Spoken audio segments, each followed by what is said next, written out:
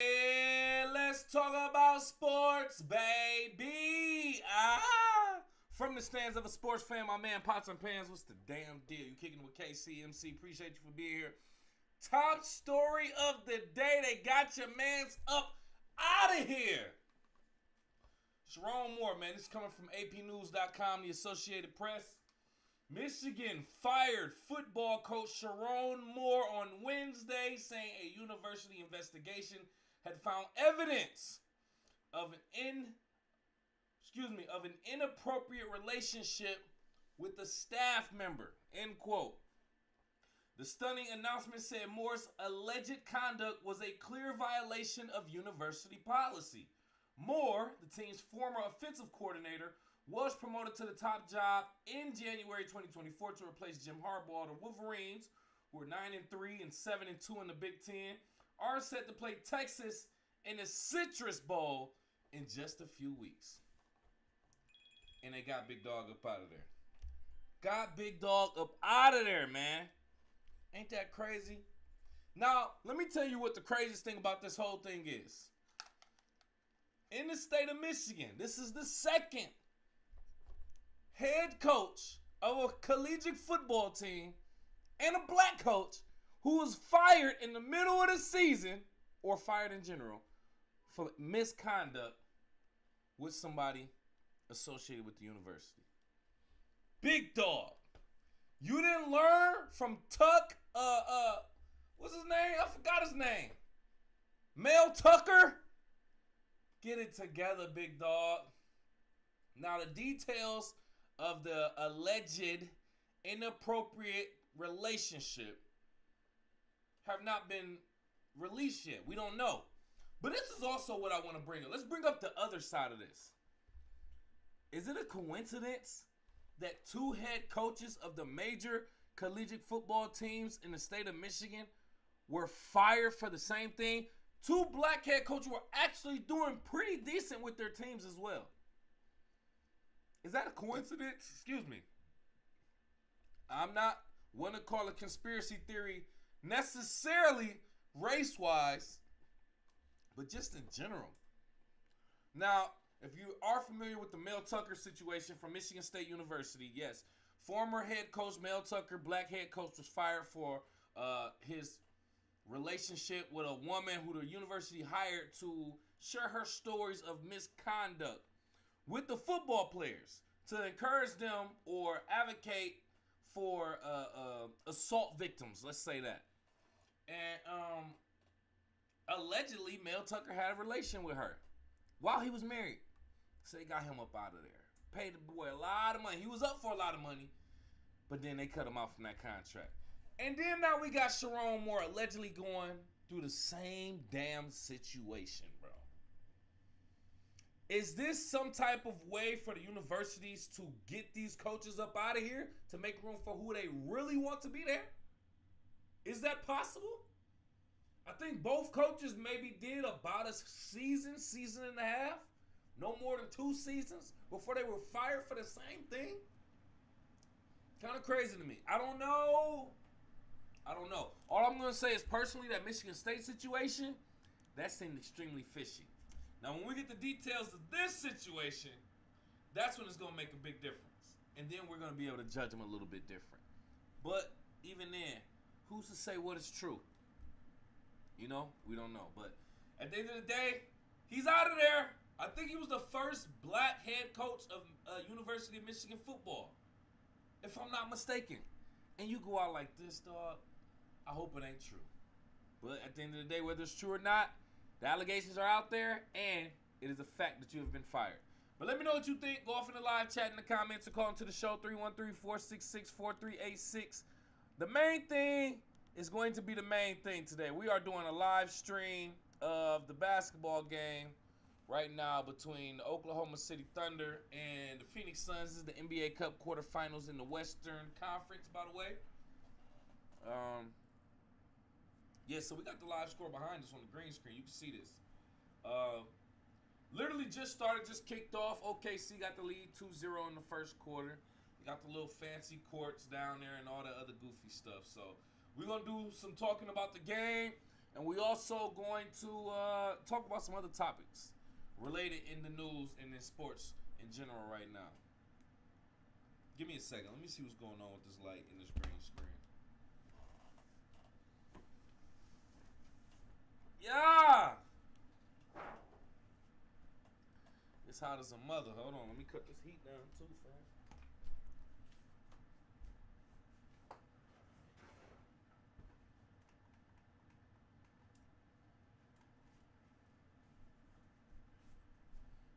Yeah, hold on, dog. It's hot in here, boy. It's hot in the trap house in the suburbs, baby. It's spicy up in this mud. All right, so yeah, we watching the game. Let me get this bag out the way. Watching the game right now, doing our live stream, talking about comes the Calibri font becomes the latest DEI target as Rubio orders return to Times New Roman. What's going on? Anyway, NBA Cup quarterfinals, Western Conference right now. You got the Phoenix Suns versus the OKC Thunder. Like we said, live score behind us right now.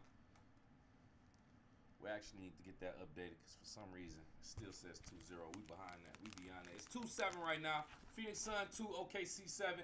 By the way, Phoenix Suns are 14-10. OKC record currently 23-1. They're on a 15-game win streak right now. 15 games, man. 23-1. The third team in NBA history to start off the season 23-1. I think we all pretty much know the other ones. Might have been the Bulls and Golden State Warriors. But anyway, OKC are the favorite in this game. Jalen Williams at the line shooting 2. Just made the first one, makes it 2-8. 2-8, 9:50 to go in the first quarter. Here's my thing. Let me go ahead and talk about this. The NBA Cup. I'm gonna be real with you. I don't like it. Call me old school. Just because y'all put a little fancy court, fancy little design on the court. Now y'all got a complicated little tournament. Matter of fact, let's put that up there. One of the most complicated things for us to understand. And like y'all got 3 groups with each side, and like it's hard to understand. I mean, it ain't that complicated, but it is. This ain't even all the teams that it started with. But right now we're in the quarterfinals, as you can see.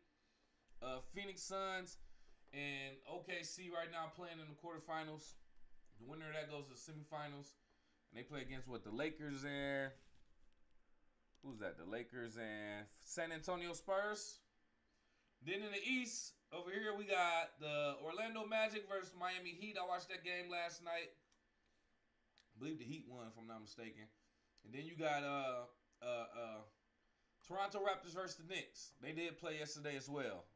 Tuesday, December 8th. They played. Or was that 2 days ago? Tuesday, December 8th.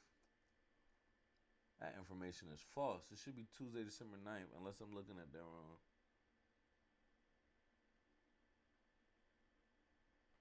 I think I say Tuesday, December 8th. Anyway, if it is the 8th, that's incorrect. Today is Wednesday the 10th. So now we watching OKC Thunder and Suns versus the Lakers and Phoenix later. We ain't going to be up for that one. But here's the thing. I don't like the NBA Cup. I think it's corny. What y'all could have done to spice up just the NBA in general, you could have made different design courts just in general and make that during the regular season. Then the other thing I don't like about the NBA Cup, it's not like a tournament that's consistent. They don't play the entire tournament all at once. Like they'll play one game for like the first round of the tournament in like I don't know, October. Then they'll start playing the second round in November, the third round. It's like spread out so crazy. Just make all 4 rounds within like, I don't know, 2 weeks or something. Like 1 week. Really should be 1 week. 1 week right before Christmas, something like that. A couple weeks before Christmas, make the tournament if you want to do that. I'm not a fan of the tournament, the NBA Cup. I'm not a fan of it. And now they got NBA legends and veterans analyzing and commentating on the NBA Cup, knowing damn well none of these NBA vets are really messing with the NBA Cup like that. None of them respects the NBA Cup. Let's be real. All right, now they got them talking about it on Amazon Prime and NBC and ESPN. They don't care about no NBA Cup because they never had a chance to get one. This is something they just made up 3 years ago. Just to get people to watch it more because y'all got paint on the floor. No one cares, fam. The first year the Lakers won. I don't even think they won. They didn't win the championship that year. The second year the Bucks won. Clearly they didn't win the championship. That was last year. This year, I'm willing to bet whoever wins the NBA Cup will not win the championship. I'm willing to bet it. I'm willing to bet it. Even if OKC wins the NBA Cup, which it looks like they're more than likely the favorites to do so, I don't think they win in the championship this year. Not to say that the NBA Cup is a curse, but I don't see it. That's just what I think. Let me know what you think. Go off in the live chat in the comments. Call into the show 313-466-4386. Getting back to the game, though. The score, that's not the right score. We're going to have to refresh and get it back up there. The score of the game right now.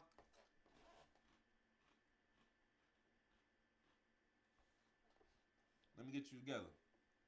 Give me a second. Doing a live refresh, live stream of the game right now. NBA Cup. Thunder. 7-17. Thunder with the lead. 7-17. In the first quarter, 8 minutes remaining. I don't know why I get this frizz on the green screen like that. 7-17. I'm going to try to refresh this again. All right, so another topic that we also want to discuss, though. Let's be real about it while we got time. Oh, yeah. Okay. So this is in the NBA still. So this is relevant. There we go.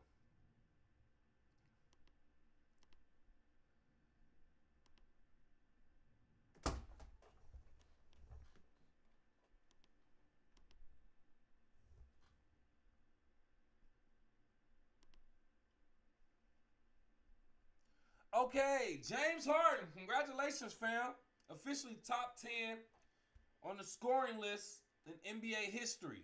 Just recently surpassed Carmelo Anthony. This story is actually coming from APnews.com, the Associated Press. James Harden moving to 10th place on the NBA's career scoring list Saturday, passing Carmelo Anthony during the Los Angeles Clippers' loss to Minnesota. Harden was 20 points behind Anthony's 28,289 career points entering the game. Harden had a pair of 3 free throws in the third quarter to move ahead of the Hall of Famer. Quote, blessing, a testament to the work I've put in, Harden said. It's an honor, especially with somebody like Melo who's done so much greatness for this league, end quote. Harden finished with 34 points on 10 for 18 shooting, but missed a tying 3-point attempt at the buzzer as the Clippers lost 109-106 after leading by 18 in the first half. 17-year vet is averaging 26.5 points this season, his highest average since he led the league with 34.3 points per game in the Houston Rockets 2019-2020 season. Next on the list ahead of Harden is Shaquille O'Neal, who scored 28,596 points during his Hall of Fame career. James Harden, congratulations. Moving up on the all-time scoring list. Passing up Melo. So let me just say congratulations to James Harden. He gave his praise to Melo, who he passed, as you should, paying your respect, blah, blah, blah. I think at the end of the day, with Melo, I feel like you should feel like, damn, like my legacy is kind of being erased. Specifically for Melo. Because in this picture, they're showing him with Denver Nuggets, who he was drafted by. And he's wearing number 15.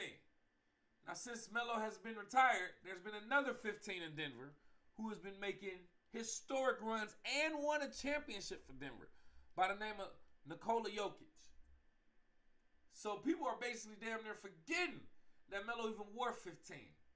They're going to retire 15 after Jokic is done. And everybody going to remember 15 of the Jokic and not Melo. And then the second thing behind that is the scoring list.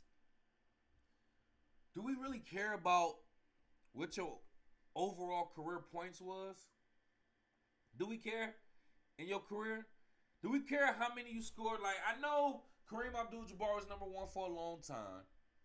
Then LeBron passed him. LeBron went up the ranks and passed him. Boom. He's the all-time leading scorer and still going. But then you got the rest of this list. Melo, James Harden, a couple other players, obviously. But the point behind it, Shaquille O'Neal. Kevin Durant is number 8. Wilt Chamberlain, number 7.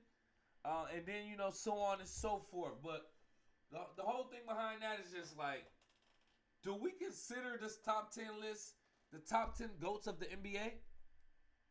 I don't think so. Everybody's top 10 is different. And I don't know too many people whose top 10 is going based off their scoring, career scoring. Right? I just don't know. That's such an individual achievement. I don't necessarily care. I don't care, bro. I don't care. So, scoring list is cool for personal achievement, but it is something that can always be surpassed. You can always move down that list, and probably historically speaking, you will. Just like Melo was at one point cemented in the top 10 scoring of all time. He is now down to the top 15. Top 11 technically, but top 15, yeah. And as the game evolves, you will further move down. So these scoring lists, stuff like that, it don't mean nothing. Not to me.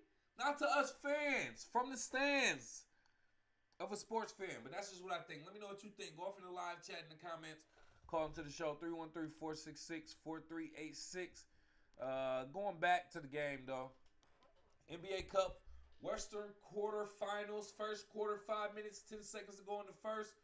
14-24, OKC with the lead right now. See, listen. I try to have that live score up. They don't want to pay me my respect. Have it refresh and keep live. We're going to keep it going then. I do have more topics I want to go through. Just real quick, because this is kind of crazy to me. We're going to switch it to the the NFL real quick. Phillip Rivers from NBCSports.com. After return following the 2020 season, the 44-year-old Phillip Rivers is signed with the Colts practice squad after working out with the club on Monday, according to multiple reports. Rivers, who is now a grandfather, has been coaching high school football in Alabama. Now he's lacing up his cleats to see if he can help a squad that has seen several quarterback injuries in the 2025 season. The number 4 overall pick in the 2004 draft, Rivers has a lot of familiarity with the head coach Shane Steichen, who served as his position coach and offensive coordinator with the San Diego Chargers at the time they were San Diego. At 8-5 with 4 games left, Indianapolis injury situation at quarterback has quickly become dire, with backup Anthony Richardson already out due to an orbital fracture suffered in a freak pre-game accident. Daniel Jones went down on Sunday with a torn Achilles and is out for the year. Riley Leonard, the team's true third-string quarterback, also suffered a knee injury during Sunday's loss to the Jaguars that put his availability for Week 15 in question. Damn! They have nobody. They done ran through 3 quarterbacks. The Colts. To the point where they had to call 44-year-old Phillip Rivers off the couch. I don't even think Colin Kaepernick is in his 40s. Just call that dude back. Now, I'm going to be honest with you. I'm over the Colin Kaepernick thing and him trying. But I feel like this is an example of them saying we'd rather get an almost 50-year-old to come play with us than try to get Colin Kaepernick back. That's the crazy thing to me. I just feel like forget Colin Kaepernick. I feel like there's so many other quarterbacks available for them to get, for them to go and get Phillip Rivers. There's nothing against Phillip Rivers, but for them to get a 44-year-old is crazy. It's ultimately crazy. Y'all might as well let anybody in the city try out. At the very least, let anybody in the city try out, bro. I mean, real talk. Like, they should have open tryouts for, like, city residents and stuff like that. You should meet certain criteria to kind of move up in the rank and then eventually see what you can do at quarterback. Call me crazy. But I would damn near rather do that than hire a 44-year-old quarterback. I don't care what you used to do. I'm just not believing that now. Just because you're 44 don't mean you can't move, don't mean you can't throw, don't mean you can't do all that type of stuff. But can you take a hit is the question. Because I'm a fan of hard hits in the NFL. And football, pause in general. Well, I'm a fan of that.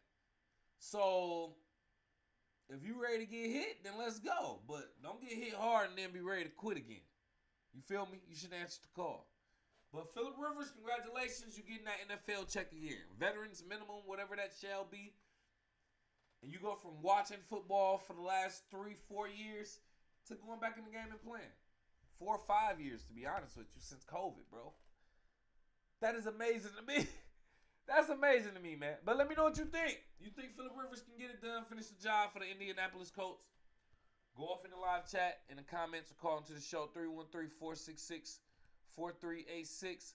Yeah, let's go ahead and keep it going. Since we're talking about football, I want to talk about this goofy dude right here. This coming from mlive.com. Former standout NFL cornerback randomly admitted to playing games while drunk. Quentin Jammer, who spent 11 seasons with the San Diego Chargers before finishing his career with the Denver Broncos, posted the admission to social media on Monday, December 8th, 2025. Said, quote, true story, ... In 2011, I played completely faced, drunk, in at least 8 games. End quote. He wrote, adding that his drink of choice was, quote, tequila or a good bourbon, end quote. Jammer, the number 5 overall pick out of Texas in 2002, recorded no interceptions in 2011. The only other time he failed to do so was his rookie year. Jammer followed up with with several notes after the post began gaining traction, pointing out that his drinking was relative to personal struggles such as a divorce. Let me tell you, I read some more of this article, and he got to talking about NFL and football players. We are actual real people too. We go through things as well. Let me tell you something. Duh. You shouldn't have to tell nobody that you're real people. Duh, we know this. And why are you speaking to people who don't know that? We know that you go through stuff because you're a human. But with that being said, even people at the bottom, they going through probably way more stuff. Ain't nobody just, everybody ain't just going to being drunk like that. Now, some people are going to work drunk every day. Don't get it twisted. You might know some people, or you might be that person. But besides that, to be a professional football player and be drunk in a dangerous physical game like that is crazy. And then to admit it, what are you doing, bro? What are you doing? I know you are out of the NFL at this point, rightfully so. They probably could tell that you were drunk. Probably rumors. They probably saw it in your performance. They say you got no interceptions in 2011. I mean, you weren't productive for real. What else were you doing? So anyway, congratulations for admitting that you were drunk for no reason. Hope that got you a couple followers, but regardless of that, what's the point of telling people? What's the point of telling people that you played drunk? It's probably people that was looking at you like you were drunk and probably looked at you like you was playing like, man, this dude drunk, bro. And lo and behold, you were. You confirmed it at this point. That's just goofy to me, man. Let me know what you think, though. Go off in the live chat in the comments or call into the show. 313-466-4386. Yeah. Let's get into it, man. Boxing real quick. Boxing disruptor Jake Paul challenges heavyweight powerhouse Anthony Joshua in a live career-defining super fight for most valuable promotions, MVP. Jake Paul, who's 12-1 with 7 knockouts, will fight former two-time unified heavyweight champion Anthony Joshua, who's 28-4 with 25 knockouts in Miami, December 19th. We're talking about next weekend, ladies and gentlemen. So the thing about that is, Jake Paul was supposed to be fighting Gervonta Tank Davis initially. We'll talk about that in a minute. So now he's fighting Anthony Joshua. I'm going to be honest with you. I probably would believe that the Gervonta Tank Davis fight was a lot more real than this fight. I feel like this fight right here, it's giving throw the fight. I don't know who that's going to be, but it's giving throw the fight. And I believe that's probably going to happen, and it's going to be too obvious, and it's just nasty. That's why a lot of people were curious about Gervonta Tank Davis fighting him. Like, are you really about to throw a fight for a bag? See, a lot of people are assuming because they are fighting Jake Paul that's for the bag. And rightfully, it more than likely is. You're getting a good bag from this. But, like, is it worth it for your career, especially if you're a real boxer? Is it worth it for your legacy? A lot of talk about legacy, but is it worth it for that? Do you care? Do you care as a fan, first and foremost? If a real boxer or if a boxer, your favorite boxer, professional boxer, went up against Jake Paul or a YouTuber, how would you feel? I don't know. But I would have rather the Tank fight, even though that was kind of hard to believe as well. I think this is harder to believe. Anthony Joshua looks like the type that will take a fight for a bag. But, you know, it is what it is. We'll see. This is technically a sanctioned fight. If I'm not mistaken, correct me if I'm wrong. So we'll go on records. But let me know who you got in this fight. I got Jake Paul. I have Jake Paul beating Anthony Joshua. And I hope it's a knockout. That's what you get for accepting this fight, Anthony Joshua. So I hope you get knocked out. But let me know what you think. Go off in the live chat in the comments or call into the show 313-466-4386. Hey, listen, like we said. Oh, yeah. Speaking of Gervonta Tank Davis and Jake Paul. Tank Davis, this is on yahoosports.com. Gervonta Davis has been pretty quiet since getting pulled from a Jake Paul fight that was supposed to go down November 14th, but he got one quick comment in on social media last night before deleting his X account, formerly Twitter. Davis was accused by an ex-girlfriend of physically abusing, kidnapping, and threatening her in an ongoing civil suit.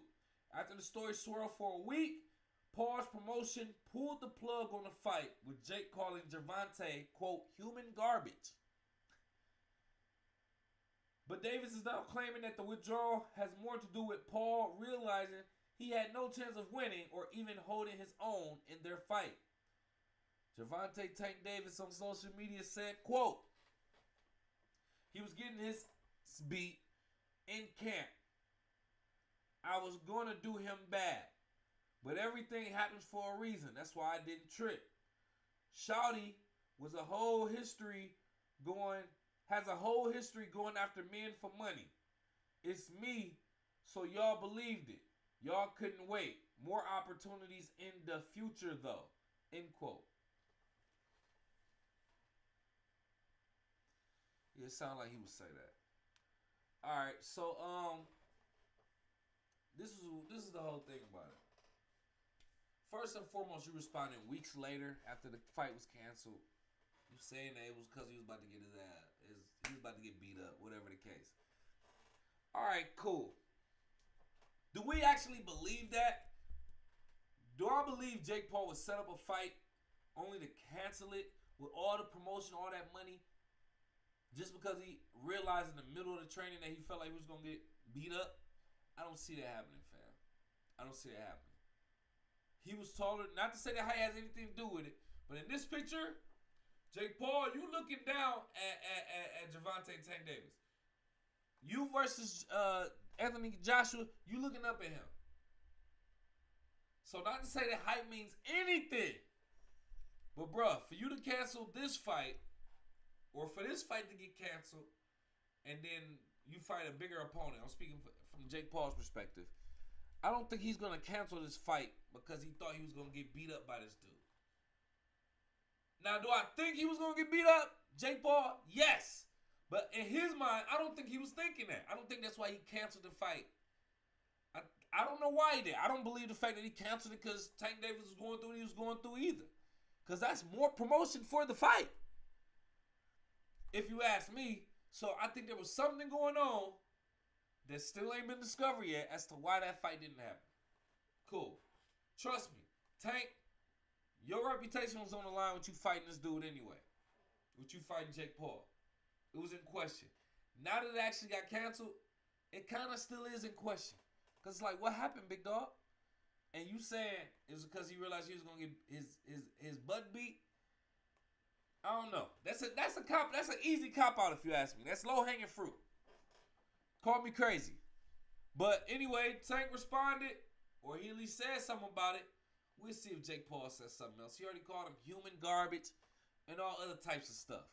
You ain't responding to that, Tank? You ain't responding to him calling you human garbage? Come on, big dog. I don't know. Call me crazy. But let me know what you think. Go off in the live chat in the comments. Call into the show 313-466-4386. Getting back to the game right now. Oh, now they got a little bit of live score going on right now. It's still it's the second quarter. 23-38 right now. Something went wrong. Started the second quarter. Siri the feds. They the feds right there. 41-23. OKC dog walking these boys right now. About to be up by 20 in the second quarter. Game ain't over. Still a lot going on, but, still, OKC more than likely is going to win this game. They're the favorites, and the Thunder just above 500. I don't think they have a chance. But anything can happen. I don't know who the Thunder lost to, but watch it be somebody sorry, though. Not even a competitor for real, for real. I'm going to look it up. OKC got their first loss and only loss this season to the Trailblazers. The Trailblazers, bro. The Trailblazers, bro. 121-119. The Trailblazers record right now, 9-15. And that's the Thunder's only loss by 2 points. So it was a close one, but I kind of figured that. OKC, it usually happens like that. Winning teams, they usually lose to losing teams. To the teams that you wouldn't even expect them to lose to. So if they lost tonight to the Phoenix Suns, I wouldn't be surprised either. But right now they got a 20-point lead, 23-43. Second quarter, 11 minutes and 4 seconds, 3 seconds, 2 seconds, and rolling in the second quarter. We're not going to sit up here and watch this whole game. I'm going to be honest with you. We just want to stream a little bit, show our face. We about to get up out of here. Whole nother channel we starting. I plan on streaming tomorrow from a brand new channel. From the Stands, Sports Fan. From the Stands, Sports Fan. That's the name of the new YouTube channel. We'll be going live on there. New content. Strictly sports on that channel. Nothing else. And expect other things from me as well. Pause. But other than that, just wanted to say thank you for supporting Team Elite Media. That's not to say that this is over and we won't have more content. But right now, we're going to make a real switch real soon. Other than that, OKC. I got OKC winning this game. But just in case you want to be smart, put a couple dollars on Phoenix. They're the underdog anyway. It'll be worth it. But let me know what you think. Go off in the live chat in the comments. Call into the show. Actually, don't call into the show. We getting up out of here. Appreciate you for kicking with KC. We up out of here.